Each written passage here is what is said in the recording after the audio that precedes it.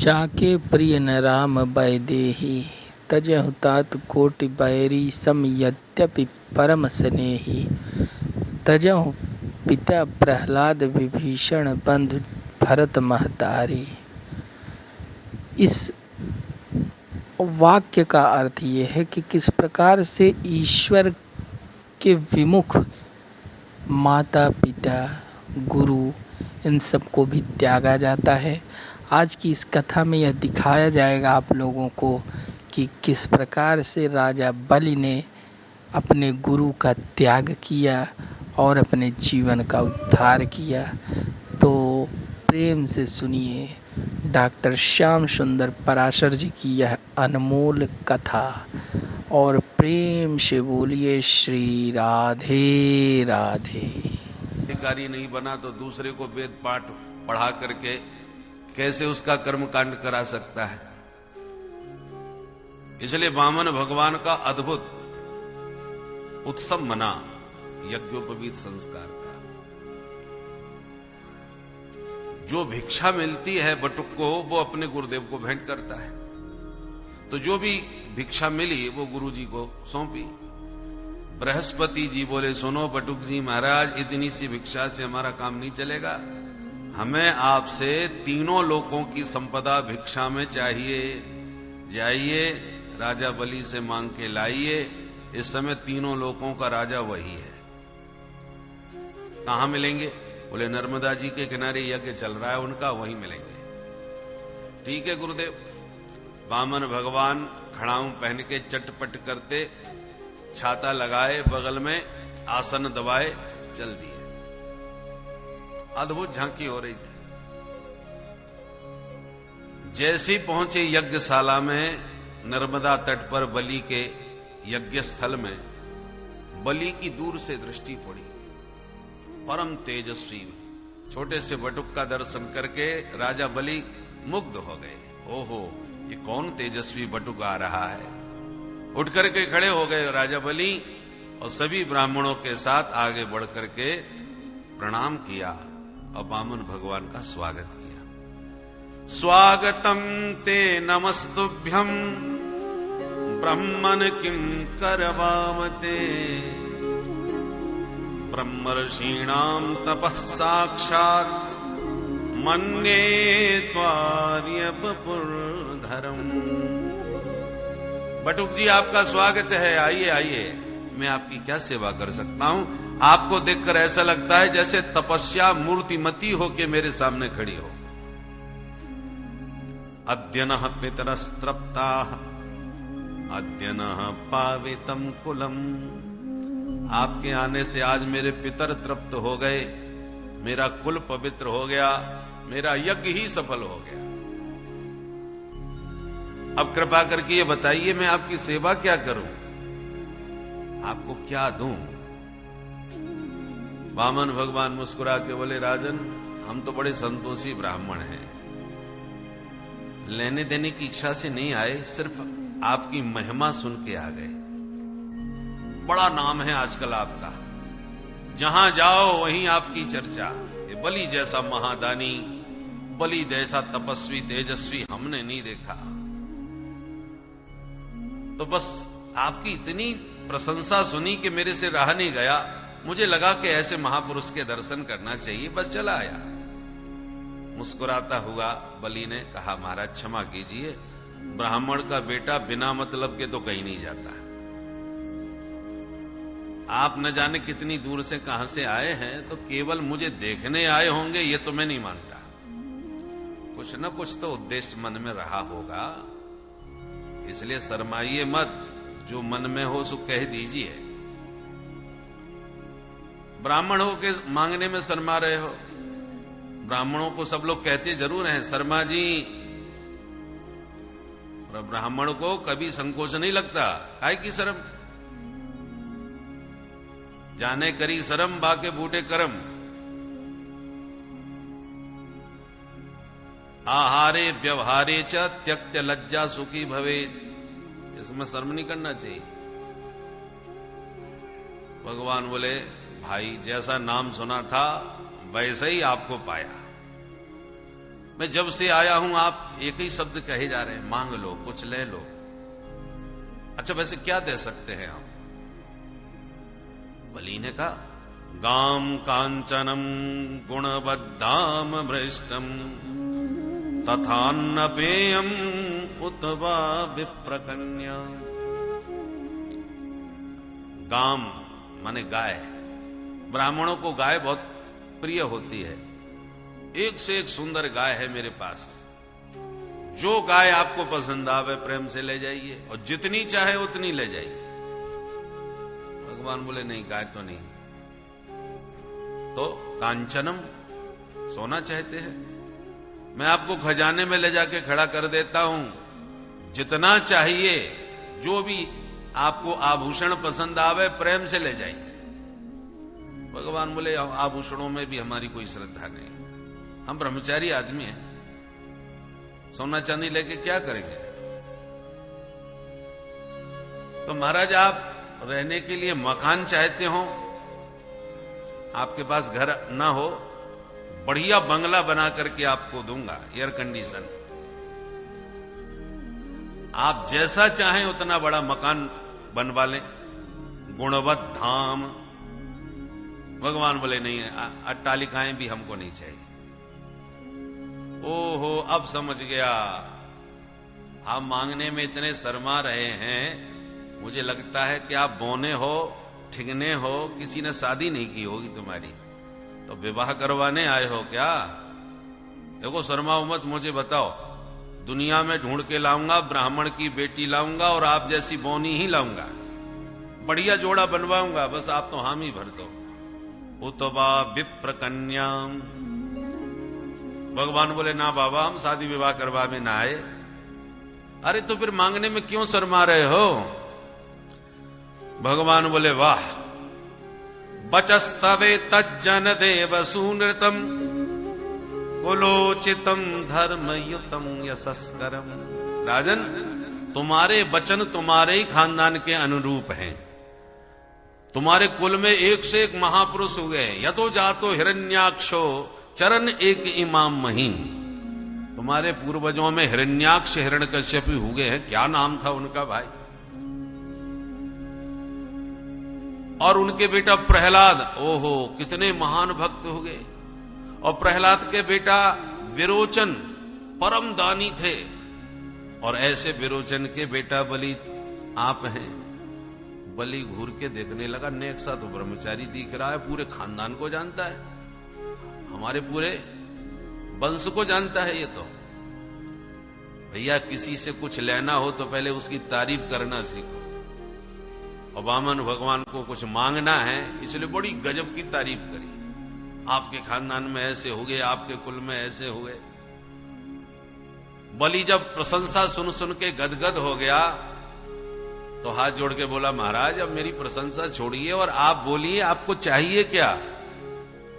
भगवान बोले हम समझ गए, तुम दिए बिना छोड़ोगे नहीं। हमने जिंदगी में आज तक कुछ मांगा नहीं, पर तुम्हारा आदर रखने के लिए, सम्मान रखने के लिए आज मांग ही लेते हैं। क्या? बोले पदानी त्रीण दैत्येंद्र सम्मतानि पदा मम। केवल आप मेरे इन पैरों से 3 चरण भूमि नाप करके हमें दान कर दीजिए। सुन के बलि ठहाका मार के हंसा, जय हो पंडित जी महाराज, मैंने बहुत देखे पर आप जैसा नहीं देखा। पर बुरा मत मानिए विप्र, तुम्हारी काया जितनी बौनी वैसी अकल भी बौनी निकली। तुम्हें मांगना नहीं आया, तुम किसके सामने क्या मांग रहे हो?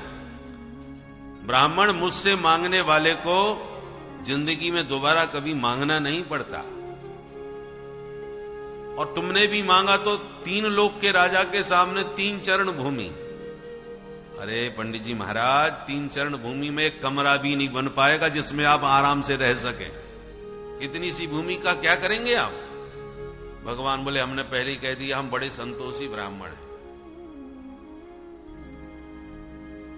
हमको ना मकान बनाना है, ना हमको फैक्ट्री लगाना है, ना बंगला बनाना है, तो क्या करेंगे जमीन जायदाद का? जमीन जायदाद में बड़े झगड़े होते हैं। हमको तो बस इतनी जगह चाहिए जितने में आसन बिछ जाए और प्रेम से भगवान का भजन हो जाए। आजकल हम कहीं भी भजन करने बैठते हैं तो जिसकी जगह होती है वही सामने आके आंखें तानने लगता है और कहता है, पंडित जी उठाओ अपना बोरिया बिस्तर, आसन उठाओ, जाओ।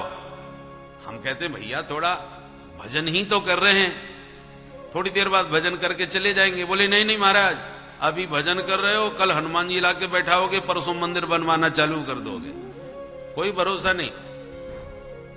थोड़ी देर में ही कब्जा करते हैं, इसलिए कहीं और जाके आसन जमाओ। भाई हम दुनिया के धक्का खा के परेशान हो गए। हमको आज लगा आप इतना कह रहे हो तो चलो 3 चरण भूमि आपसे मांग लेते हैं, जगह अपनी होगी, आराम से बैठ के शांति से भजन हो जाएगा, और क्या करना है। शुक्राचार्य जी बगल में ही बैठे थे, उन्होंने टेढ़ी निगाह से देखा। मैंने भी बहुत पंडित देखे हैं पर इतना संतोषी ब्राह्मण तो कभी नहीं देखा भाई। और मैंने बड़े बड़े कार्यक्रम कराए हैं, हजारों ब्राह्मण आते हैं जाते हैं मेरे आंखों के सामने, पर ये बोना पंडित आज से पहले कभी टकराया भी नहीं। कैसी बातें बना रहा है, हमारे चेला को बिल्कुल बातों से प्रभावित कर दिया, गदगद कर दिया। पता लगाना चाहिए ये कौन है। महात्मा ने ध्यान लगाया, अपनी दिव्य दृष्टि से देखने लगे और प्रभु समझ गए ये बाबा कुछ गड़बड़ करने वाले हैं। सो तुरंत बोले, देखो राजन, अब तुम्हारा देने का मन हो तो हाथ में जल लो, संकल्प करके दो, हम चलते हैं। बलि ने कहा, पंडित जी आपने 3 चरण भूमि लेने का ही यदि दृढ़ संकल्प कर रखा है तो मुझे कोई आपत्ति नहीं है। मैंने आपको भूमि दी, जो भूमि अच्छी लगे आप जाके नाप लीजिए, आपकी हो जाएगी। भगवान बोले, ऐसे कैसे नाप लीजिए? अरे विधि विधान से दान देना चाहिए, हाथ में जल लीजिए, संकल्प करके दीजिए, तब बात पक्की होगी, तभी दान का फल तुम्हें मिलेगा। बलि ने कहा, क्यों मेरा मजाक उड़ा रहे हैं महाराज? यदि मैंने जल लेके संकल्प किया तो दुनिया हंसेगी मेरे ऊपर कि इस राजा को शर्म नहीं आ रही, 3 चरण भूमि के लिए संकल्प करवा रहा है। अरे आपने मांगा, मैंने दिया, छोड़िए, नाप लीजिए, हमारे वचन पर विश्वास कीजिए, संकल्प की कोई जरूरत नहीं। भगवान बोले, गलत बात, नियम माने नियम होता है, जो काम होगा विधि विधान से होगा, फालतू नहीं। जब तक संकल्प नहीं देंगे हम नहीं नापेंगे। अच्छा महाराज, तो ठीक है, आप संकल्प करवा लो, जैसे आपके मन को प्रसन्नता मिले वो करो। और जल का पात्र जैसे ही हाथ में लिया, शुक्राचार्य जी ने तुरंत, तब तक इतने में तो समझ लिया, लपक के हाथ पकड़ा, बलि सावधान। अरे गुरुजी क्या हो गया? बोले, देखो और पहचानो ये कौन है। बोले, बटुक है, ब्रह्मचारी है, और कौन है? बोले, नहीं नहीं, इन बामन नहीं है, ये वही छलिया है जो पहले छोरी बन के आया था। एस वैरोचने साक्षात भगवान विष्णुरव्ययः कश्यपाद अदितेर्जातो देवानां कार्य साधकः। अरे विरोचन नंदन बलि, ये छलिया विष्णु है, पहले मोहिनी बन के ठुमका लगा के तुम सबको उल्लू बना के चला गया, आज वही फिर देवताओं का कार्य साधने के लिए बौना बन के आ गया। तुम इसकी बातों में आओगे, बर्बाद हो जाओगे। मैंने अपनी दिव्य दृष्टि से इसके सारे हाथ पैर देख लिए, ये चाहेगा तो सारी दुनिया को 2 पैरों में नाप लेगा, इसलिए हामी मत भर देना, नहीं बर्बाद हो जाओगे, तुरंत मना करो। अब बलि चक्कर में पड़ गया, कभी वामन भगवान को देखे, कभी गुरुजी को देखे। बोले, गुरुजी मैं इनको हां कर चुका हूं, वचन दे चुका हूं, स्वीकृति दे चुका हूं, अब मैं मना कैसे कर दूं कि मैं नहीं दूंगा? ये तो सरासर झूठ बोलना होगा। शुक्राचार्य जी बोले, देखो ज्यादा सत्यवादी न बनो, कभी कभी झूठ बोल के भी काम चला लेना चाहिए, कोई बुराई नहीं है। अरे गुरुजी आप कैसी बात कर रहे हैं, झूठ बोलने को कह रहे हैं? शुक्राचार्य जी बोले, हां कह रहा हूं, शास्त्र कहते हैं 6 स्थान पर झूठ बोलने में दोष नहीं लगता। अच्छा, कहां कहां? बोले, स्त्रीषु नर्म विवाहे च प्रत्यर्थे प्राण संकटे गो ब्राह्मणार्थे हिंसायाम नानृतम स्याजुगुप्सितम। स्त्रियों से झूठ बोलने में कोई दोष नहीं, हम नहीं कह रहे, शुक्राचार्य जी कह रहे हैं। क्यों भाई? बोले देवियों का स्वभाव होता है कि जो चीज, जो काम उनको जम जाए वो होना है। अब तुम्हारी पॉकेट काम नहीं कर रही और आपने यदि कह दिया भाई वैसे ही कोरोना के मारे हो गए, अब ज्यादा इतना खर्चा हमसे नहीं हो पाएगा, ये खरीदना हमारे बस की बात नहीं है, अनावश्यक महाभारत घर में होगा। उस समय कुछ ऐसी बात करो कि अरे चिंता मत करो, ये कौन सी बड़ी बात है, सब होगा, पर थोड़ा रुक जाइए, अभी थोड़ा मामला हाथ थोड़ा तंग है, और बस इस बार हमारा फलाना कार्यक्रम है और उसमें इतनी हमको प्राप्ति होगी, बस तुम्हारा काम सबसे पहले तभी कर देंगे। तो इस प्यार से समझाइए कि झगड़ा भी ना हो और बात टल जाए। उस समय यदि सत्यवादी हरिश्चंद्र बन के तुमने एकदम दो टूक मना कर दिया सीधे सीधे, तो कलह होगा और तमाम प्रपंच खड़ा हो जाएगा। तो थोड़ा विवेक पूर्वक थोड़ी बहुत झूठ बोल करके भी काम चलाना पड़े, उस स्थिति में दोष नहीं लगता, ऐसा शुक्राचार्य जी का मानना है। ये शुक्र नीति इसको कहते हैं। नर्म, नर्म कहते हैं हंसी मजाक। यदि हास्य परिहास में कोई थोड़ा बहुत झूठ बोल करके हंसी मजाक में कह दे कुछ, तो फिर वो निंदनीय नहीं होता, उसका कोई दोष पाप नहीं लगता। विवाहेच, शादी विवाह में भी थोड़ा दो बात, जैसे किसी ने पूछ दिया आपसे कि साहब वहां संबंध की चर्चा चल रही है, आपका तो घर परिवार सब देखा हुआ है, कैसी है बिटिया? तो भले ही आपने बिटिया को ठीक से न देखा हो, तब भी दो चार बात मिला के तारीफ तो कर ही देना चाहिए। किसी के बात बन रही हो, बोले अरे साहब बहुत बढ़िया है। अथवा विवाह हो रहा हो और बारात आ गई हो और बारातियों का मूड बिल्कुल खराब हो, उस समय भाई हारे थके आए हैं और भोजन की कोई व्यवस्था नहीं है, और उस समय उन्होंने सीधे पूछा क्यों साहब भोजन पानी का, नाश्ता पानी का क्या प्रबंध किया है? अब प्रबंध में कमी है, भोजन में थोड़ा विलंब है, और तुमने कह दिया कि नहीं अभी तो देर है, तो हो सकता है मूड ज्यादा खराब हो जाए। तो उस समय तुरंत कहो अरे चिंता मत करो साहब, एकदम रेडी है, कंप्लीट है, बस आपकी देर है, मुंह हाथ धो के आप तैयार हो जाइए, लग ही रहा है। तो ऐसे अवसरों पर थोड़ा बहुत झूठ बोल करके बात संभालनी पड़े तो संभाल लेना चाहिए, बात बिगड़े नहीं। तो स्त्रीसु नर्म विवाहे च वृत्यर्थे, इनकम टैक्स का छापा पड़ गया और आपसे पूछा जाए और आपने सत्यवादी हरिश्चंद्र बन के सब बता दिया, तो बड़ा खतर परेशानी में पड़ जाओगे। तो उस समय थोड़ा बहुत झूठ बोल करके अपना माल पानी जितना बचा सको तो बचा लो, कोई बुराई नहीं है। प्राण संकटे, आप दुश्मनों में फंस गए और आपको पता है कि यदि हमारा असली परिचय यहां प्रकट हो गया तो मारे जाएंगे, उस समय कोई झूठ परिचय दे करके उल्टा सीधा कुछ अपना परिचय देके अपने प्राण बचाना उस समय आपकी प्रमुखता है। प्राण बचाने के लिए झूठ बोलने में कोई दोष नहीं है। गो ब्राह्मणार्थे हिंसायाम, कोई कसाई गाय के पीछे दौड़ा, गाय भागी और किसी गली में आपके सामने से घुस गई और कसाई ने आपसे ही पूछ दिया कि गैया कहां गई। आप जान रहे हैं कि यह दुष्ट उसे पकड़ के मार डालेगा, उस समय यदि आपने सत्य कह दिया कि इस गली में गई है, तो आपका वह सत्य गाय के प्राण ले सकता है, और यदि आपने झूठ बता दिया उस गली में गई है, तो आपका वह झूठ गाय के प्राण बचा सकता है। ऐसी स्थिति में झूठ बोलना कोई दोष नहीं है। नानरतम से आज जुगुप्सितम, देखो बलि, तुम जान रहे हो ये छलिया विष्णु है, पहले तुम्हें पता नहीं था इसलिए तुमने उससे कह दिया कि हां ले लो, पर अब पता चल गया है तो तुम्हें इस समय झूठ बोलने में कोई दोष नहीं लगेगा। तुरंत मना कर दो मैंने नहीं दिया, नहीं तो तुम बर्बाद हो जाओगे, तुम्हारी जीविका का ये संकट है। भगवान ने तुम्हें धन दिया है तो 5 प्रकार से खर्च करना सीखो बलि, ये शुक्राचार्य जी की नीति है। धन 5 प्रकार से खर्च करना चाहिए। कैसे? धर्माय यशसेर्थाय कामाय स्वजनाय च पंचधा विभजन वित्तम इहामुत्र च मोदते।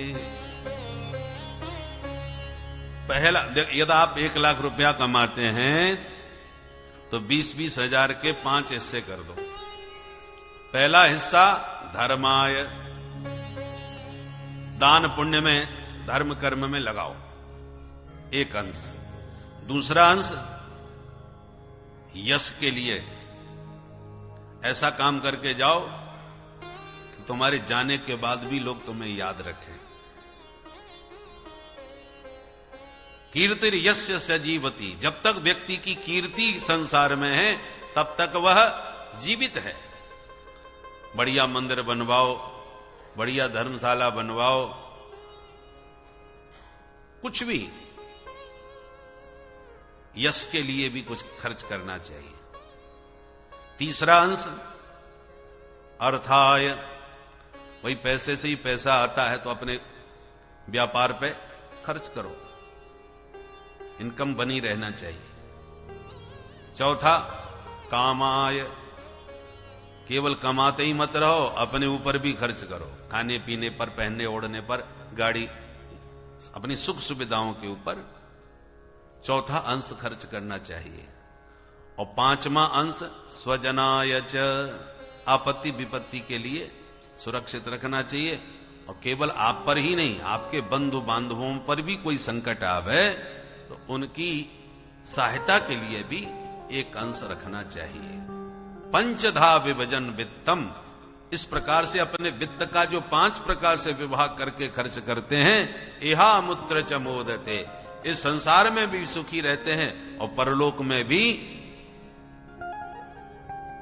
उनका परलोक भी सुरक्षित हो जाता है, परलोक में भी आनंद प्राप्त करते हैं, दोनों लोग सुखी होते हैं उनके।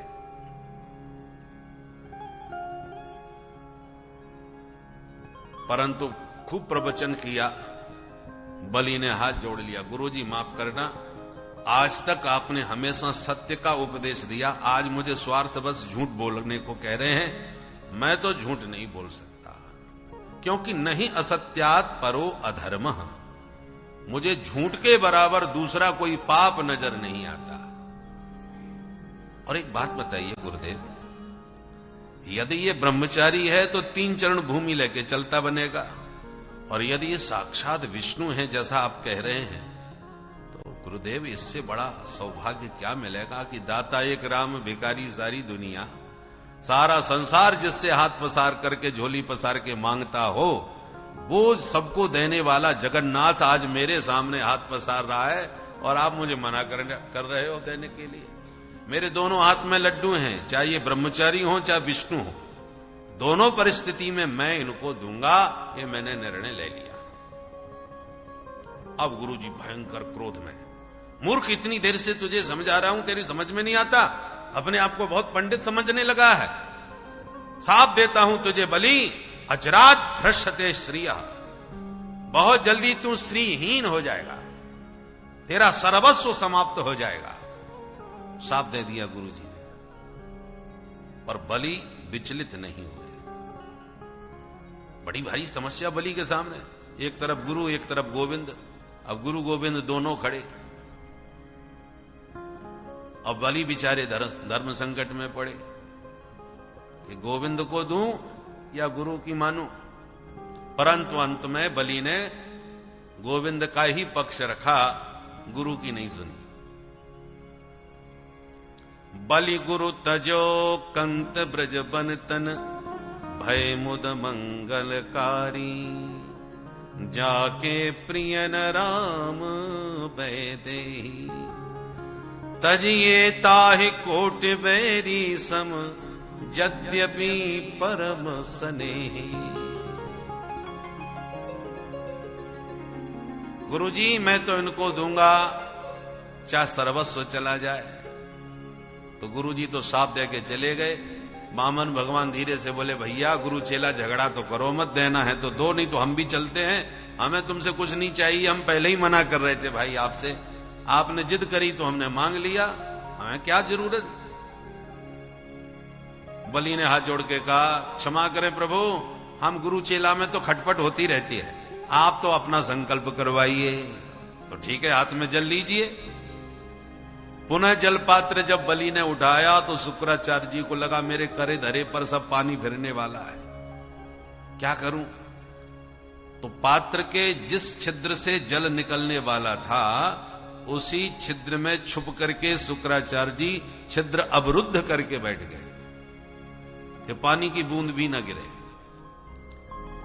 वो गंगा सागर होता है ना, जिससे जल, एक तो वैसे तो आप लोटे में ऊपर से पानी निकाल सकते हैं, पर गंगा सागर में एक विशेष छिद्र बना रहता है जल के लिए, उसको गोमुख भी कहते हैं, यहां से जल निकलता है।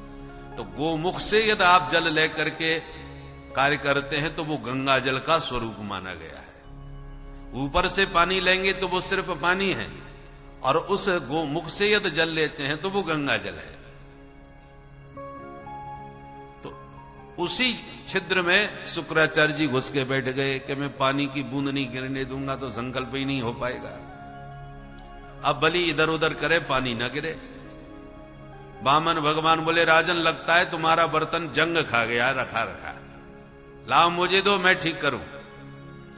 और अपने आसन में से एक नुकीली कुसा निकाली और बाहर से छिद्र में जो फेंक के मारी तो शुक्राचार्य जी की एक आंख गोविंदाय नमो नमः सीधे शुक्राचार्य जी की आंख में लगी। शुक्राचार्य जी निकल के भगे, हे भगवान कोई दे रहा है, कोई ले रहा है। किस प्रकार से यहाँ उस ब्रह्म के परम स्वरूप का वर्णन किया गया कि प्रभु का कितना विराट स्वरूप है कि उन्होंने 3 पग में ही पूरे ब्रह्मांड को नाप लिया।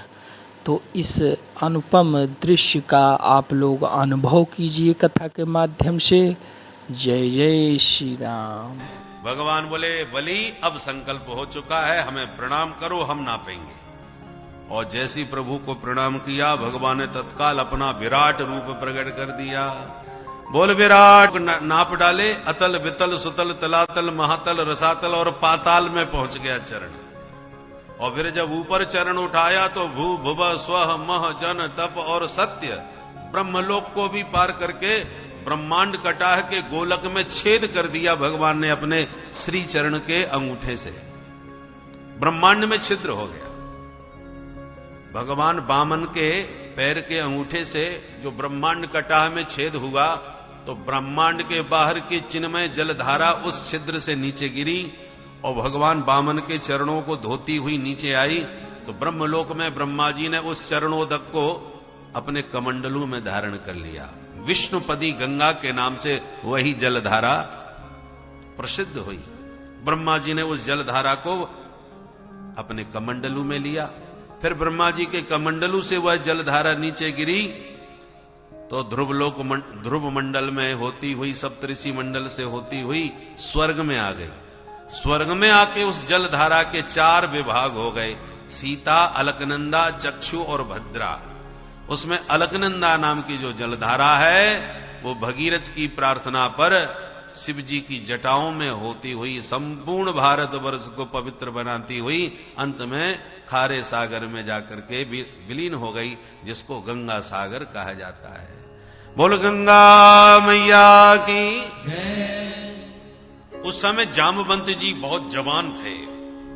उन्होंने भगवान का वह विराट रूप देखा तो दौड़ दौड़ के परिक्रमा लगाई और भाग भाग के 7 परिक्रमा वामन भगवान के विराट रूप की जामवंत जी ने लगाई।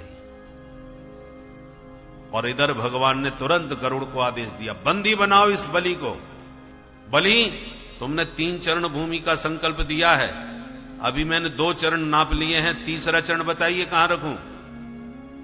अब बलि के पास जगह हो तो बताए, वो तो सारा ब्रह्मांड ही खत्म हो गया, नीचे ऊपर सब चला गया, कहां बतावे। भगवान ने बलि को बंदी बना लिया। बोलो क्या करोगे।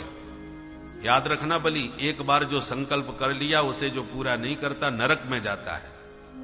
या तो वचन पूरा करो या नरक में गिरो।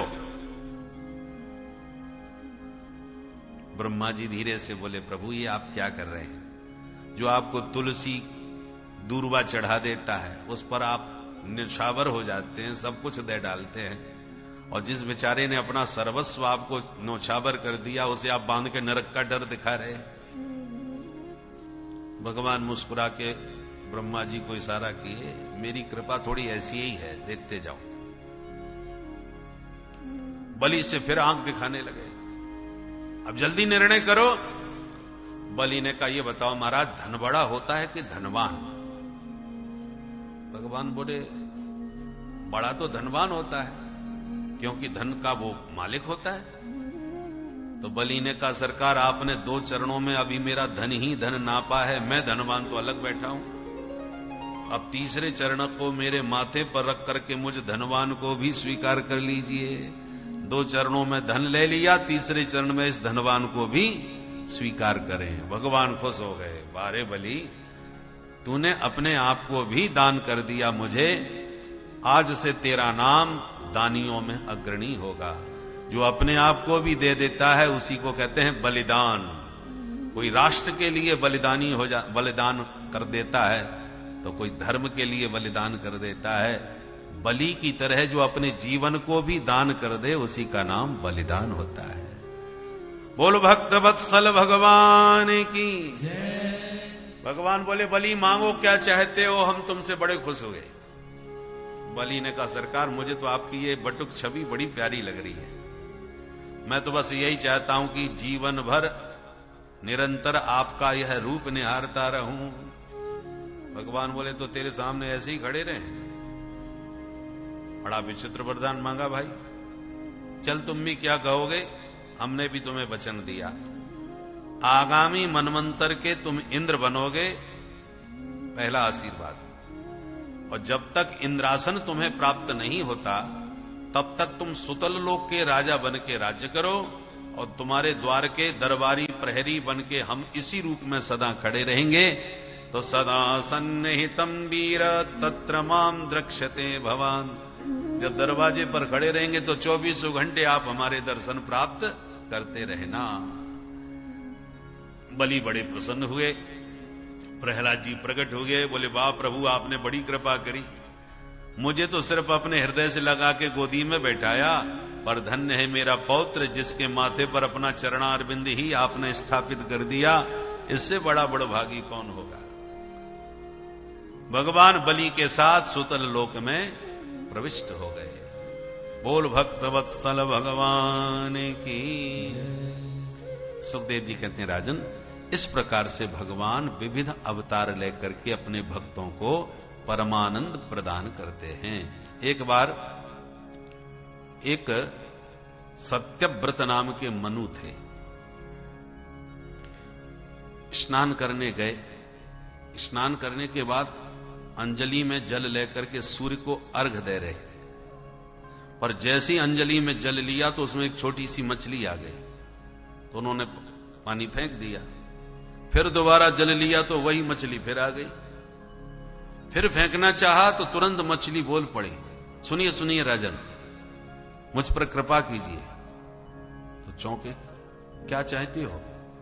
बोले, मुझे बड़े बड़े जो जीव जंतु मगरमच्छ हैं वो खा जाते हैं, मैं चाहती हूं कि आप मेरी रक्षा कीजिए, मुझे अपने साथ में ले जाइए। तो बड़ा कौतूहल हुआ, मछली बात कर रही है।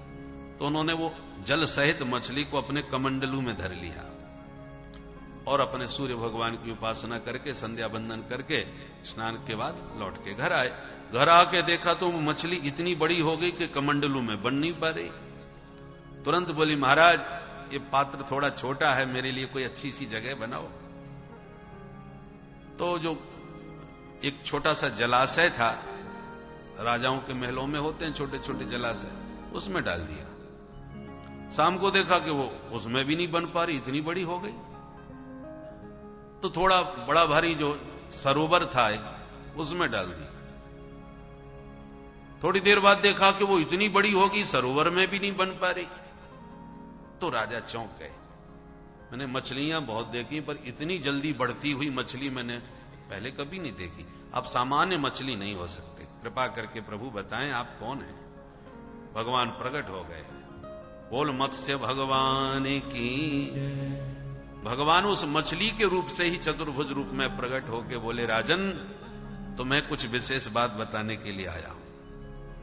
बताएं प्रभु। बोले, आज से ठीक 7वें दिन महाप्रलय होने वाला है। सारा संसार जलमग्न हो जाएगा, समुद्र अपनी सीमाएं लांघ जाएंगे, पृथ्वी पानी में डूबने जाएगी। उस स्थिति में ये पृथ्वी जो है वो एक नौका का रूप धारण कर लेगी। आपको मैं यही बताने आया हूं कि आप उस नौका में बैठ जाइए, सप्तऋषि भी उस नौका में विराजमान होंगे और वासुकी नाग को रस्सी बना करके मुझ मछली के सींग से उस नौका को आप बांध लेना, मैं प्रलय पर्यंत सदा तुम्हारी रक्षा करूंगा। सुखदेव जी कहते, राजन, भगवान ने इस प्रकार से मत्स्यावतार धारण करके प्रलय पर्यंत महाराज मनु और सप्तऋषियों की रक्षा करी। बाद में प्रलय काल पूरा होने के बाद इन्हीं के द्वारा सृष्टि का पुनः आगे विस्तार किया।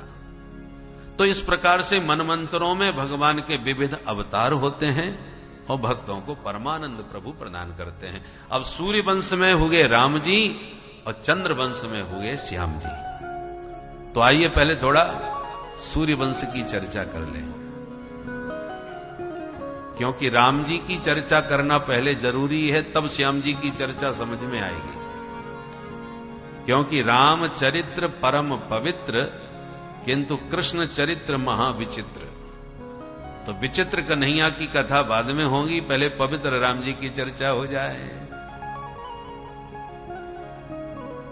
सुखदेव जी कहते हैं, राजन, सूर्यवंश का मैं बहुत विस्तार से वर्णन करूं तो 100 साल में भी पूरा नहीं हो पाएगा, इसलिए बहुत संक्षिप्त में मैं तुम्हें सूर्यवंश सुनाऊंगा। भगवान श्रीमन नारायण के नाभि कमल से ब्रह्मा जी का जन्म हुआ। ब्रह्मा जी के पुत्र थे मरीचि, मरीचि के बेटा हुए विवस्वान, विवस्वान के पुत्र हुए श्राद्ध देव और कश्यप, कश्यप के पुत्र हुए श्राद्ध देव मनु।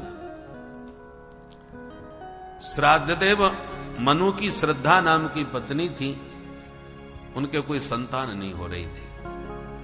और सूर्य वंश में प्रत्येक राजाओं को संतान की समस्या लगभग सभी को रही। इसलिए जिसकी कुंडली में सूर्य का प्रभाव होता है उसको भी संतान की समस्या रहती है। तो यह सूर्यवंश में संतान की समस्या से ग्रसित शुरू से ही रहा। अब मनु महाराज के बेटा नहीं हो रहा, गुरु जी से प्रार्थना करी तो गुरुदेव ने यज्ञ करवाया। अब रानी जी की इच्छा है कि बिटिया हो जाए और राजा की इच्छा है कि बेटा हो जाए, पति पत्नी में मतभेद। तो महारानी जी ने, जो यज्ञ करने वाले ब्राह्मण होते हैं, हवन करने वाले ब्राह्मणों को होता कहते हैं, होता माने हवन करने वाला, उन ब्राह्मणों से कहा, सुनो पंडित जी, ऐसा मंत्र पढ़ना कि बिटिया हो जाए, यदि बेटी भई तो डबल दक्षिणा दिलवाऊंगी तुम्हें। ब्राह्मण खुश, ऐसे मंत्र पढ़े, बिटिया हो गई। जैसे ही राजा को पता चला बिटिया भई है तो उनका मुंह लटक गया। गुरुजी के पास आके बोले, गुरुजी, संतान तो हो गई पर बिटिया है। अरे तो क्या हुआ? अरे नहीं महाराज, मुझे तो बेटा चाहिए था। वशिष्ठ जी ने कहा, वैसे होना तो नहीं चाहिए था, ये बिटिया हो कैसे गई? होताओं को बुलाया, हवन करने वाले ब्राह्मणों को। क्यों भैया, होता कैसे खाए गए गोता? सच सच बताओ, तुमने ही गड़बड़ किया होगा। ब्राह्मणों ने कहा, गुरुजी माफ कीजिएगा, रानी जी ने हमसे कहा था कि बिटिया होनी चाहिए, तो हमने उसी भावना से मंत्र पढ़े। ओहो। अब गुरुजी ने राजा को कहा, देखो राजन, तुम पति पत्नी एक मत नहीं है, हमको बीच में क्यों झंझट में डालते हो? अब जो होना था हो गया, ले जाओ। राजा ने कहा, अब तो कुछ भी हो जाए गुरुजी, मुझे बेटा ही चाहिए। अरे भाई, अब चाहने से क्या होता है, बिटिया तो हो गई। तो बोले, गुरुजी आप इस बिटिया को ही बेटा बना दीजिए। राजा हाथ धो के पीछे पड़ गए। तब वशिष्ठ जी ने कहा, अब तुम नहीं मानते तो चलो ऐसा ही कर देते हैं। और वशिष्ठ जी ने, देखो कितने वैज्ञानिक रहे होंगे, उस काल में उस बिटिया को बेटा बना के तैयार कर दिया। तो ये बातें पहले जब कही जाती थी तो लोग कहते पुराणों में बहुत गप्पे हैं, बिटिया बेटा कैसे बना दी। और आज वैज्ञानिक इसको चरितार्थ करने लगे हैं, तब हमारी बुद्धि में ये बात बैठ रही है। इसका मतलब पुराणों में ये बातें पहले से कही हैं, लिखी हैं, अब हमको ये समझ में आने लगी है कि नहीं, हमारे ऋषि वैज्ञानिक थे, तभी उन्होंने उस बिटिया को बेटा बना दिया। तो पहले बिटिया थी तो उसका नाम रखा था इला देवी, अब वो बन गया बेटा तो नाम भी बदल दिया, नाम हो गया उसका सुद्युम्न, राजकुमार हो गया, राजा भी खुश हो गए। अब एक दिन सुद्युम्न शिकार खेलने गया घोड़े पर बैठकर, जब नवयुवक हो गया, जवान हो गया, तो शिकार खेलते हुए इलाव्रत क्षेत्र में चला गया और उसमें घुसते ही फिर बेटी बन गया। परीक्षित बोले अब क्या हो गया महाराज? बोले बात ऐसी थी, ये इलाव्रत खंड है, जम्मू द्वीप के जो 9 खंड है उनमें अजनाब खंड तो है जिसको हम भारतवर्ष बोलते हैं, एक खंड था जिसका नाम था इलाव्रत खंड। वहां पर महादेव भवानी के साथ विहार करते हैं, भोले बाबा का क्षेत्र है वो। एक दिन भोले बाबा अपने आनंद में पार्वती जी के साथ विहार कर रहे थे, अचानक उसी वक्त सप्तऋषि पहुंच गए। अब सप्तऋषियों ने जैसे ही असमय में अपना आना देखा कि अरे ये तो हम गलत समय पर आ गए, तो मुंह लटका के निकल गए और पार्वती जी को बहुत बुरा लगा। नाराज होकर के ब्रह्मा अपने पतिदेव भोलेनाथ से कहा, देखो भोलेनाथ बुरा मत मानी, हम लोग कोई बाबा सन्यासी तो है नहीं, हम घर गृहस्थी वाले हैं और आप यहां कोई मान मर्यादा नहीं है, जिसका मन होता है मुंह उठा के घुसा चला आता है घर में। भोलेनाथ ने कहा तो क्या हो गया? बोले कैसे नहीं हो गया, ये कोई मिलने का आने का समय होता है। अरे गृहस्थ के यहां कोई जाए तो समय लेके जाना चाहिए या उचित समय पर पहुंचना चाहिए। तुम क्या चाहती हो देवी? बोले बस यही चाहती हूं भोलेनाथ कि हर कोई पुरुष चाहे जब ना आया करे। क्यों? बोले हमें संकोच लगता है। तो स्त्रियों से संकोच नहीं लगता क्या? पार्वती जी ने कहा नहीं, स्त्रियों से शर्म नहीं लगती, पुरुषों से लगता है। तो ठीक है, हम आज से इस क्षेत्र को शाप देते हैं, यहां जो भी पुरुष आएगा वो स्त्री बन जाएगा। भोले बाबा ने उस क्षेत्र को ही शापित कर दिया। तब से उधर कोई नहीं जाता था। सुद्युम्न नया नया लड़का था, उसे पता नहीं था, घुस गया तो फिर लड़की बन गया। अब शर्म के मारे घर नहीं आया। राजा ने ढूंढवाया, पता चला कि उधर चला गया, फिर कन्या बन के बैठा है। गुरुजी के पास फिर पहुंच गए राजा, गुरुजी सब गड़बड़ हो गया, क्या हुआ? तो पूरी घटना बताई, अब आप उसे ठीक कर दीजिए। गुरुजी ने कहा ये बार बार का झंझट नहीं, और अब हम बिल्कुल नहीं कर सकते। क्यों गुरुजी? बोले भाई शंकर जी के साप के कारण वो अब स्त्री बना है, अब हमने उसे पुरुष बनाया तो भोले बाबा हम पर नाराज हो जाएंगे कि तुमने हमारी साप को बेकार कर दिया। अब तो जो कुछ करेंगे भोले बाबा ही करेंगे, हम कुछ नहीं कर सकते। तो आप भोले बाबा को मनाओ। तो ठीक है, बोले भाई मनाते हैं। वशिष्ठ जी ने भोले बाबा का ध्यान किया, भोलेनाथ। भोले बाबा आशुतोष खुश होकर प्रकट हो गए। कहो। बोले पूरी घटना सुनाई कि हमारे यजमान का बेटा तुम्हारे क्षेत्र में जाके स्त्री बन गया है, आप उसको ठीक ठाक कर दीजिए। भोले बाबा ने कहा ये नहीं चलेगा साहब, जो स्त्री बनेगा वो हमारे हाथ पैर जोड़ के फिर पुरुष बन जाएगा, तो फिर फायदा क्या हुआ साथ देने का? हमारा साफ तो मजाक बन के रह जाएगा। वशिष्ठ जी ने कहा कुछ भी करो भोलेनाथ, कुछ तो कृपा करिए। उसको भी बड़ी शर्म आने लगी। 1 महीने तक तो राजकुमार बन के घूमता है और 1 महीने तक स्त्री बन के घर में रहता है। पर भगवान की कुछ ऐसी कृपा हो गई कि मनु महाराज के बाद में 10 बेटा हो गए। उसके बाद फिर उन 10 पुत्रों से ही सूर्य वंश का विस्तार हुआ और इक्ष्वाकु, नृग, सरियाती, प्रसद, नभग, कवि, ये 10 पुत्र थे मनु महाराज के, जिन्होंने सूर्य वंश का विस्तार किया। इसमें जो सरियाती नाम का राजा था, मनु महाराज के पुत्र सरियाती, इनकी बिटिया थी सुकन्या, बाप की बहुत लाडली थी। एक दिन शिकार खेलने राजा निकले तो बिटिया भी संग में चलती। च्यवन मुनि का आश्रम था जंगल में। राजा ने बिटिया से कहा कि तुम आश्रम में रहो, हम जरा शिकार खेल के जंगल से आते हैं, फिर तुम हमारे साथ चलना। राजा शिकार खेलने जंगल में घुस गए और वो आश्रम में घूमने लगी। घूमते घूमते उसने एक मिट्टी का ढेरा देखा, मानव जैसी आकृति, पर मिट्टी चारों तरफ से लगी, परंतु केवल 2 प्रकाश उस मिट्टी के ढेर से निकल रहे थे। राजकुमारी को कौतुक हुआ कि ये मिट्टी के ढेर से 2 प्रकाश की किरणें कैसी निकल रही हैं।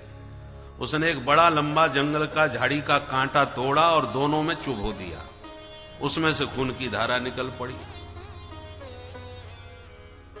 क्योंकि वो च्यवन मुनि थे जो लगा समाधि बैठे थे, और इतने वर्षों की समाधि लगाई कि उनके शरीर में नीमक लग गई। नीमक लग जाती है तो मिट्टी का ढेर बन जाता है।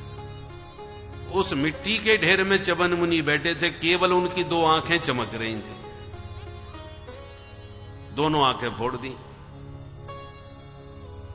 च्यवन मुनि कुपित हो गए और जितने आश्रम में राजा के सैनिक थे जो राजकुमारी की सुरक्षा में थे, उन सबके मलमूत्र बंद कर दिए। सबका पेट खराब होने लगा।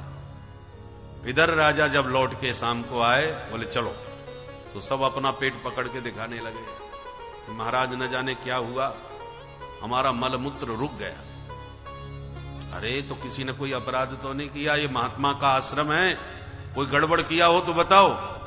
तो राजकुमारी ने कहा, पिताजी मेरे से थोड़ी गड़बड़ हो गई। क्या? द्वै ज्वैत्यसि अजानन्त्या निर्भिन्ने कंटकेन वै। मैंने कांटे से 2 ज्योतिष प्रकाश पुंज को छेद दिया।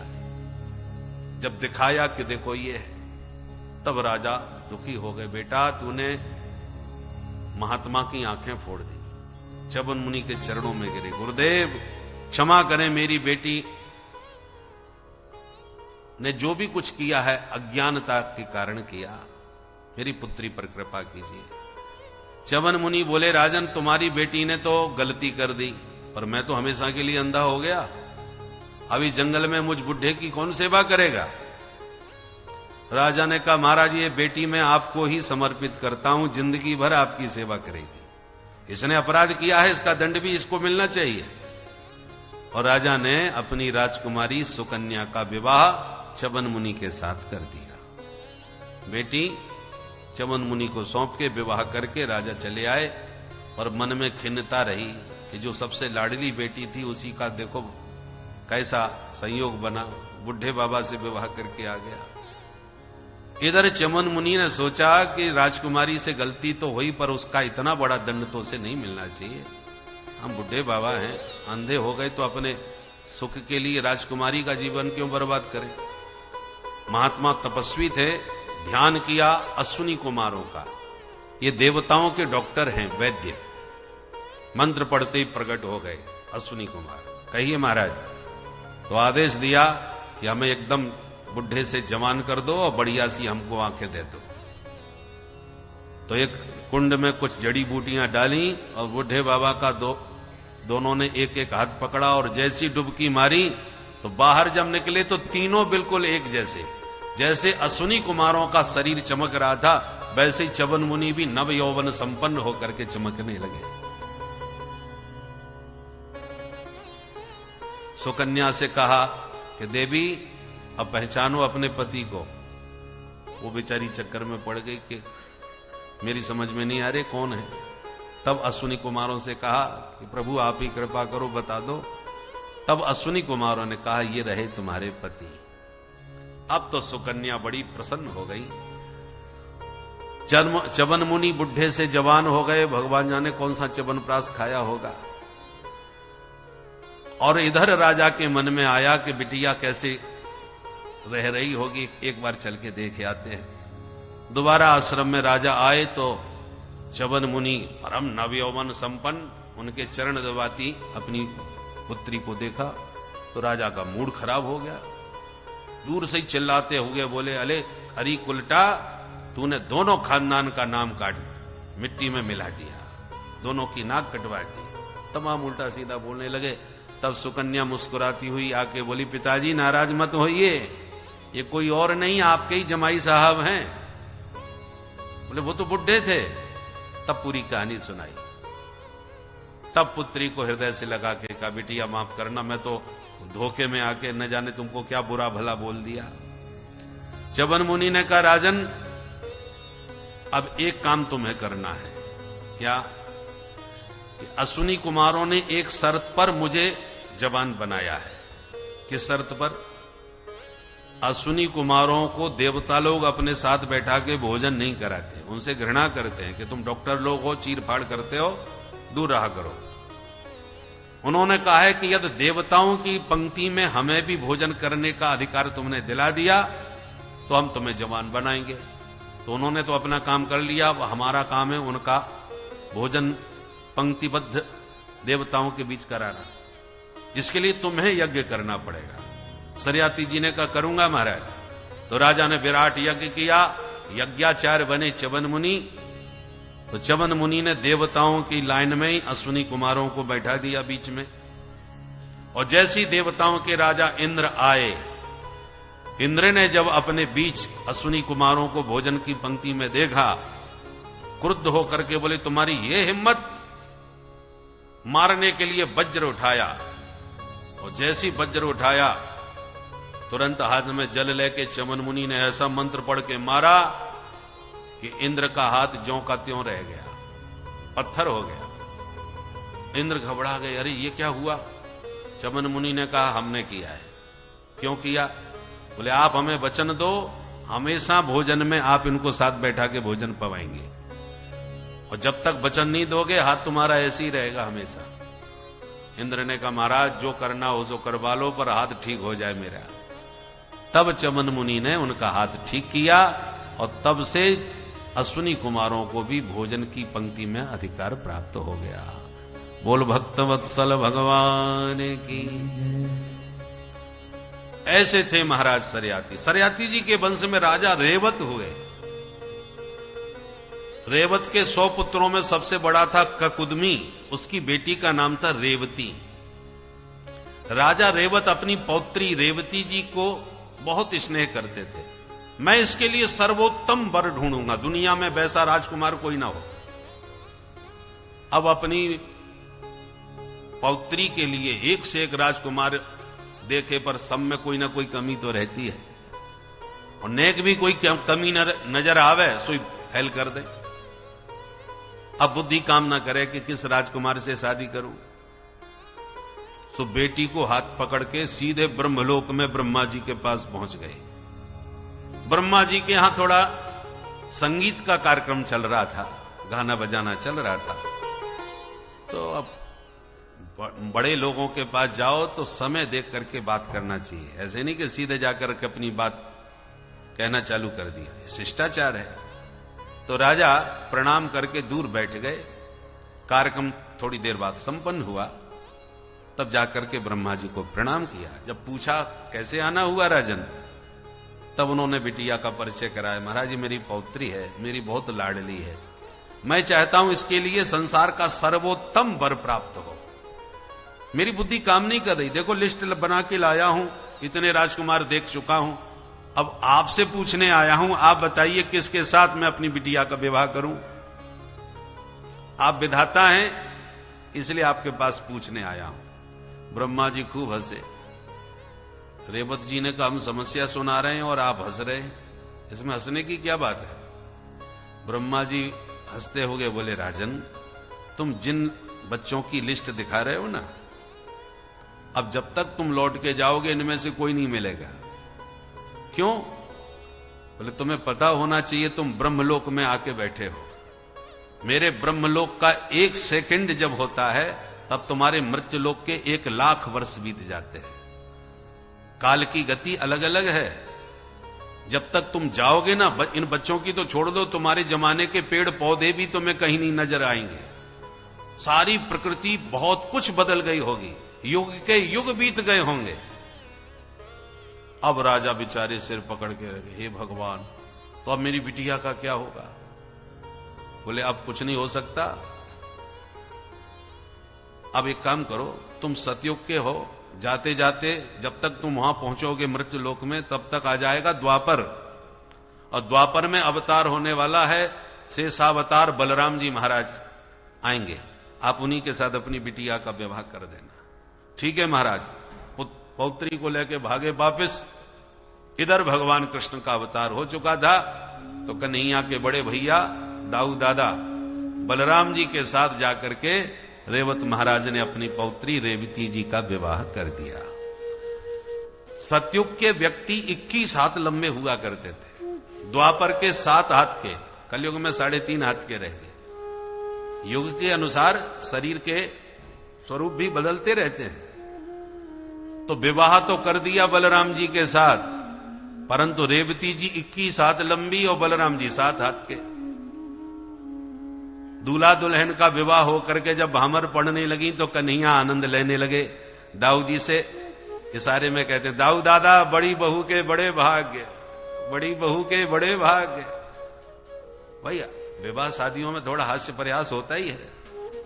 तो कन्हैया जब छेड़ने लगे, चिढ़ाने लगे, तो दाऊ जी का मूड खराब हो गया। यह जिंदगी भर हमको ऐसे ही छेड़ता रहेगा। दाऊ जी ने उठाए अपने हल मूसल और रेवती जी के कंधे पर हल रख करके न जाने कौन सा ऐसा झटका मारा कि एक झटके में 7 हाथ की हो गई, सुई जोड़ी बराबर की बन गई। बोल कृष्ण बलदेव की जय। और रेवती जी अपने पतिदेव से बहुत डर गई बेचारी। ये हलमूसल वाले बड़े खतरनाक हैं, शेषावतार ठहरे। इसलिए आप मंदिरों में आप दर्शन करेंगे तो प्रायः जुगल जोड़ी के दर्शन मिलेंगे, सीताराम, राधे श्याम, गौरी शंकर। परंतु दाऊ जी के मंदिर में कहीं भी जाइए तो रेवती जी दूर हाथ जोड़ करके कोने में अलग खड़ी रहती है, वो साथ में नहीं रहती। आपने कभी ब्रज में दाऊ जी के दर्शन किए हो? दाऊ जी अलग अकेले खड़े और रेवती जी सामने अलग हाथ जोड़ के बैठे। ऐसी वृंदावन की परिक्रमा लगाओ तो गोरे दाऊ जी के दर्शन होते हैं। गोरे दाऊ जी अकेले ही खड़े हैं और रेवती जी दूसरी तरफ हाथ जोड़ के बैठी हैं, बगल में खड़ी होती ही नहीं डर के मारे। ऐसे थे हमारे दाऊ जी महाराज और ऐसे हुआ रेवती जी का विवाह। सुखदेव जी कहते हैं, राजन इसी सूर्यवंश में आगे चल के महाराज सत्यव्रत हुए। इसी वंश में महाराज अम्बरीश हुए। अम्बरीश जो थे बड़े भक्त थे। सबई मना कृष्ण पदार बिंदयो बचांसी वैकुंठ गुणानुवर्णने करौ हरेर मंदिर मार्जनादिषु श्रुतिम चकाराच्युत सद्गतोदय। अम्बरीश महाराज इतने अनन्य भक्त थे भगवान के कि चक्रवर्ती सम्राट होते हुए भी मंदिर में ठाकुर जी की अष्टयाम सेवा करते थे। अष्टयाम सेवा माने 8 प्रहर भगवत सेवा। सेवा से कभी फुर्सत ही नहीं मिले और थोड़ा बहुत समय मिल जाए तो भगवान की कथा सुनते थे। सेवक का सहयोग नहीं लेते थे मंदिर में, झाड़ू पोंछा भी अपने हाथ से ही लगाते थे। करऊ हरेर मंदिर मार्जनादिषु। अपने भक्त अम्बरीश की समर्पित सेवा से भगवान इतने खुश हो गए कि अपना सुदर्शन चक्र उन्हें सौंप दिया। सुदर्शन भगवान के जितने आयुध है ना, सब चैतन्य हैं। भगवान ने सुदर्शन को आदेश दिया, मेरे भक्त पर कोई दुश्मन आक्रमण न कर दे, उसकी सुरक्षा का दायित्व तुम्हें सौंपता हूं, ध्यान रखना। सुदर्शन उनकी सेवा सुरक्षा में लग गए। एक दिन राजा अम्बरीश ने एकादशी का निराहार व्रत किया और द्वादशी में जैसी व्रत खोला इतने में दुर्वासा जी आ गए। अरे आइए आइए महाराज, प्रसाद पा लीजिए। महात्मा बोले, अभी हमने संध्या नहीं की है, संध्या करके आते हैं फिर प्रसाद पाएंगे। और जमुना के किनारे चले गए। अब राजा के सामने धर्म संकट, क्योंकि द्वादशी का क्षय था, उन्हें अपना व्रत द्वादशी में ही खोलना था और तिथि निकली जा रही थी। अब भोजन करूंगा तो महात्मा नाराज हो जाएंगे, निमंत्रण कर दिया है, और नहीं करूंगा तो मेरा व्रत भंग हो जाएगा, तिथि निकल जाएगी, क्या करें? तो ब्राह्मणों ने कहा, राजन आप पानी तक नहीं पीते हैं व्रत में, भगवान का चरणामृत पी लीजिए तो व्रत का पारण भी हो जाएगा और भोजन भी नहीं होगा। बात समझ में आ गई तो चरणामृत पी के व्रत खोल लिया। इतने में दुर्वासा जी आ गए। दुर्वासा जी बोले, राजन विलंब तो नहीं हुआ? राजा ने कहा, महाराज पारण तो मैंने कर ही लिया है, अब स्थिति परिस्थिति को तो पूरा समझा नहीं, बस पारण कर लिया है। इतना सुनते ही महात्मा का मूड खराब हो गया। उन्होंने समझा भोजन कर लिया, तो इतने नाराज हुए कि जम के गालियां दी। यो माम अतिथिमायात्यम आतिथ्येन निमंत्र च अदत्वा भुक्तवांस्तस्य सद्यस्य दर्शये फलम। मेरे जैसे ब्राह्मण को अतिथि रूप में प्राप्त करके, निमंत्रण दे करके भी तुमने मुझे पवाए बिना पहले भोजन पा लिया, इसका परिणाम तो मैं अभी चखाता हूं। जटा उखाड़ के पटक दी और जटा में से बड़ी भयानक कृत्या पैदा हो गई। महात्मा ने आदेश दिया, खा जाओ इस दुष्ट राजा को। और जो मुंह फाड़ करके कृत्या खाने को दौड़ी, भगवान का अमोघ दिव्यास्त्र प्रकट हो गया, सुदर्शन चक्र, और एक झटके में कृत्या को भस्म कर दिया। और कृत्या को भस्म किया सो किया, दुर्वासा मुनि के पीछे पड़ गया। जो सुदर्शन को अपने पीछे लगे देखा, दुर्वासा जी प्राण बचा के भागे। आगे दुर्वासा, पीछे सुदर्शन। भागते भागते ब्रह्मा जी के पास गए। हे विधाता, रक्षा करो। ब्रह्मा जी ने कहा, किससे रक्षा करनी है? बोले, सुदर्शन से। ब्रह्मा जी बोले, जल्दी भागो, नहीं तुम्हारे चक्कर में मैं भी संकट में पड़ जाऊंगा। तब ब्रह्मलोक से सीधे कैलाश पहुंचे। हे भोलेनाथ, मैं आपका ही अंश हूं, मेरी रक्षा करो। काय से? बोले, सुदर्शन से। बोले, बाबा ने कहा, जिसका सुदर्शन है उसी के दर्शन करो भाई, वो ही रक्षा करेंगे, और कोई नहीं बचा सकता तुम्हें। तब भगवान क्षीर साई नारायण की शरण में पहुंचे। हे प्रभु, आप तो ब्रह्मण्य देव हैं, मुझे ब्राह्मण की रक्षा करो अपने सुदर्शन से। भगवान बोले, दुर्वासा जी, अहम भक्त पराधीनो यस्वतंत्र इव द्विज साधुभिर ग्रस्त हृदयो भक्तैर भक्त जनप्रिय। भगवान ने स्पष्ट कह दिया, दुर्वासा जी, मैं अपने भक्तों के सर्वथा अधीन रहता हूं। ये भक्तों ने मुझे अपने बस में कर लिया है। मैं दुनिया को नचाता हूं और ये भक्त मेरे को नचाते हैं। नाना भांति नचायो भक्तन ने मोकू नाना भांति। बहुत जल्दी विवाह छोटी उम्र में हो जाता था, तो ससुराल में बेचारी डरी डरी सी आती थी कि न जाने सास ससुर कैसे होंगे, न जाने वाह करती थी सास ससुर की। तो एक दिन वो आता था कि उसकी सेवा के बल पर सब उसके वशीभूत हो जाते थे। जो कल डरती डरती घर में आई थी, आज उसका वो जलवा है कि उस घर की मालकिन बन गई है। अब पतिदेव घर में घुसते हैं तो डरे डरे से आते हैं कि आज बहुत लेट हो गया, भगवान जाने कितना सुनना पड़ेगा। तो भगवान कह रहे हैं ये बात कि बसी कुर्वंती माम भक्त्या सत्स्त्रियः सत्पतिम यथा। जैसे वह अपरिचित कन्या पति परायणा होके सेवा के बल पर पति को और सास ससुर को सबको अपने बस में कर लेती है, और एक अपरिचित घर में आके उसकी मालकिन बन जाती है, समर्पण में वो शक्ति होती है। उसी प्रकार भक्तों ने मुझे आत्मसमर्पण करके अपने प्रेम के कारण अपने बस में कर लिया है। मैं इनके अलावा किसी को नहीं जानता और ये मेरे अलावा किसी को नहीं जानते। इसलिए दुर्वासा जी, अपना कल्याण चाहो तो मेरे उसी भक्ति की शरण में जाओ जिसका तुम अपराध करके आए हो। जब दो टूक मना किया तब दुर्वासा जी लौट के वापिस आए, अम्बरीश के चरणों में जाके गिरे। 1 वर्ष बीत चुका था भागते भागते, और अम्बरीश 1 वर्ष तक बिना कुछ खाए पिए खड़े रहे कि जब तक महात्मा को भोजन नहीं कराऊंगा मैं कुछ ग्रहण नहीं करूंगा। चरणों में गिरे। दुर्वासा जी को तुरंत उठा के हृदय से लगा के अम्बरीश ने कहा, गुरुदेव मुझ पर अपराध न चढ़ाइए, अपराधी तो मैं हूं आपका। इस कथा में यह सुंदर वर्णन राजा अम्बरीश की कथा, कितनी सुंदर कथा कि इसमें स्वयं भगवान भी भक्त की सेवा करने से नहीं चूकते और अपना सबसे दिव्य अस्त्र सुदर्शन को भी उनकी रक्षा के लिए लगा दिए। तो इसीलिए भक्ति बहुत ही अमोल है, बहुत ही जान लीजिए कि यह पराकाष्ठा वाली चीज़ है, सभी सुखों की खान है। इसीलिए भक्ति में ही अपना ध्यान लगाएं और कथा को मनन करते हुए अनुभव की दृष्टि से देखें। प्रेम से बोलिए श्री राधे राधे। पकड़ के बोले, अहो अनंत दासानां महत्वम दृष्ट मध्य में। हे प्रभु, मैंने आपके शरणापन्न दासों का महत्व भली प्रकार से आज जान लिया। ये है भगवान के भक्तों की महिमा। इन्हीं अम्बरीश के वंश में आगे चल के राजा युवनासु हो गए।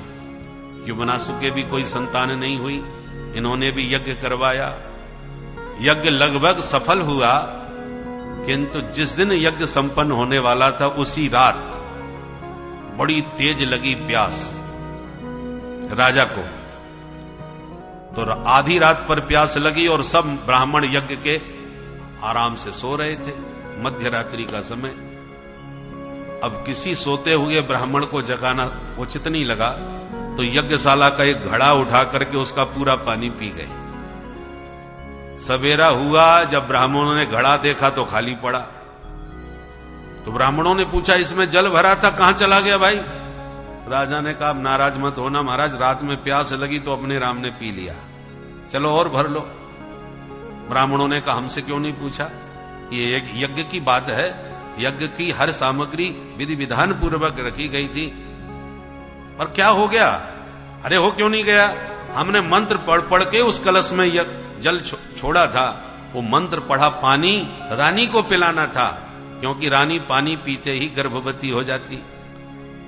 तो जो पानी रानी को पीना चाहिए था वो राजा पी गए।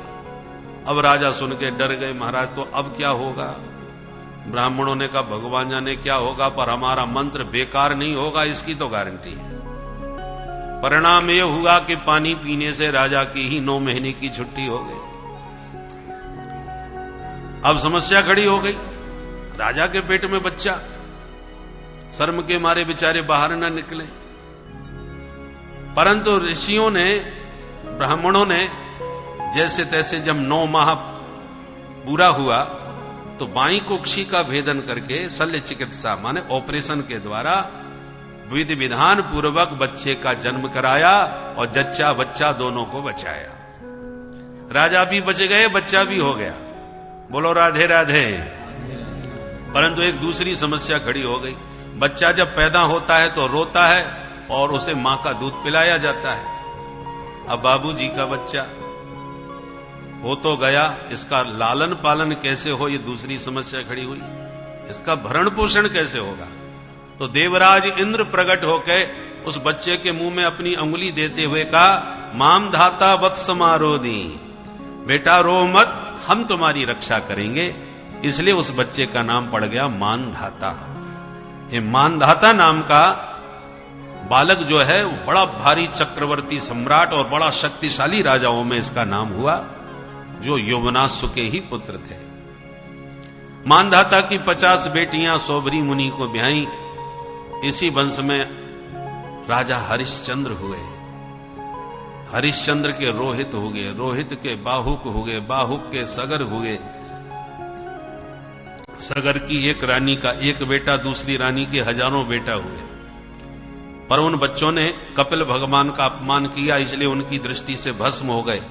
दूसरी रानी का जो इकलौता बेटा था उसका नाम था असमंजस। असमंजस के बेटा अंशुमान हो गए, अंशुमान के बेटा दिलीप हो गए, दिलीप के बेटा भगीरथ हो गए। और इन सभी राजाओं ने लगातार गंगा जी की आराधना करी। तब भगीरथ की आराधना से गंगा जी प्रसन्न हो गई। भगीरथ ने कहा, मां धरती पर आइए, हमारे पूर्वजों का उद्धार कीजिए। तो मेरे वेगों को धारण कौन करेगा? बोले उसके लिए मैंने भोले बाबा को मना लिया है। भोले बाबा जटा खोल के खड़े होंगे, आप उनकी जटाओं में विराजिए। बोले ठीक है, आती हूं। भोले बाबा ने जटा फैला दी, गंगा जी जटाओं में गिरी और आगे आगे फिर भगीरथ और पीछे पीछे भागीरथी की धारा चल पड़ी। रास्ते में जन्नू नाम के राजर्षि तपस्या कर रहे थे। हिमालय में। गंगा जी धर धर करती आई और अपनी धारा में महात्मा जन्नू मुनि की सारी कुट पता है? बोले हाँ पता है। कहाँ है? बोले हमारे पेट में है। आपके पेट में कैसे चली गई? बोले उन्होंने हमारी झोंपड़ी बहा दी, हम उनको ही जैसी आराम कर गए। बोले धन्य है महाराज, कैसे कैसे तो यहां तक उनको ला पाया और आप 2 आचमन में गटक गए। ऐसा मत करो, मेरे पूर्वजों का मुझे उद्धार करना है बाबा, उन्हें वापस करो। तब जन्नू ऋषि ने अपनी पुत्री के रूप में गंगा जी को जन्म दिया, इसलिए जन्नू पुत्री होने के नाते गंगा जी का नाम जाह्नवी पड़ा। बोले जाह्नवी मैया की। भगीरथ ने मां गंगा से प्रार्थना करी, माता जी ये भारत वर्ष है, यहाँ के महात्मा एक से खतरनाक हैं, अब दोबारा किसी से टकराना मत, शांति के साथ मेरे पीछे पीछे चली आओ। आगे चलते चलते हरिद्वार में पहुंचे। हरिद्वार में सप्तऋषि 7 जगह बैठ करके तप कर रहे थे। जो गंगा जी की धारा धर धर करती निकली तो आवाज बड़ी तेज। सप्तऋषियों ने कहा, ए देवी जी जरा शांति से जाइए, हमारे भजन में विक्षेप मत डालिए। गंगा जी इतना सुन के ही घबरा गई कि पहले तो एक ही बाबा जी थे, अब तो 7 बैठे हैं। सो तुरंत गंगा जी ने अपनी धारा 7 रूपों में विभक्त कर दी। जब धारा बट जाती है तो शोर शराबा भी शांत हो जाता है। तो सप्तऋषियों के स्थान को बचाती हुई 7 धाराओं में विभक्त होकर गंगा जी शांति के साथ निकल गई। और आप देखिए हरिद्वार में उसी को सप्त